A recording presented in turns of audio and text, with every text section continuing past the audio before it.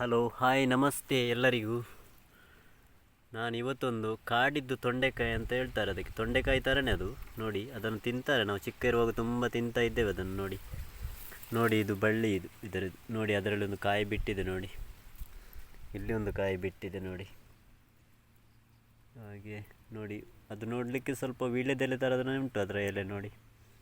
ಚಿಕ್ಕ ಇರುವಾಗ ತುಂಬ ತಿಂತಾ ಇದ್ದೇವೆ ನಾವು.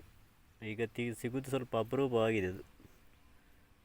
ಯಾರಾದರೂ ತಿಂದಿದ್ದೀರಾ ಇದನ್ನು? ನೋಡಿ ತುಂಬ ಟೇಸ್ಟ್ ಇರ್ತದೆ. ಅಂದರೆ ಬಲ್ತಿರದ್ದು ಒಳ್ಳೆಯದಾಗೋದಿಲ್ಲ, ಎಳತ್ತು ಬೇಕು, ಅದು ಸ್ವಲ್ಪ ಒಳ್ಳೆ ಟೇಸ್ಟ್ ಇರ್ತದೆ. ನೋಡಿ ಇಲ್ಲಿ ಒಂದು ಕಾಯಿ ಬಿಟ್ಟಿದೆ ಚಿಕ್ಕದು. ನಮ್ಮ ಊರಿದ್ದು ತೊಂಡೆಕಾಯಿದ್ದು ಬಳ್ಳಿ ನೋಡಿ, ಅದೇ ಸ್ವಲ್ಪ ಡಿಫ್ರೆಂಟ್ ಉಂಟು ನೋಡಿ, ಅದೇ ಥರ ಉಂಟು ನೋಡಿ. ಅದು ನೋಡಿ, ಇದು ನೋಡಿ, ಇದು ಸೇಮ್ ವೀಳ್ಯದೆಲೆನೇ ನೋಡಿ.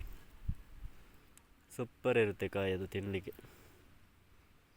Okay, thank you. ಇವತ್ತಿನ ಈ ಲಾಗನ್ನು ಕೊನೆಗೊಳಿಸ್ತೇನೆ.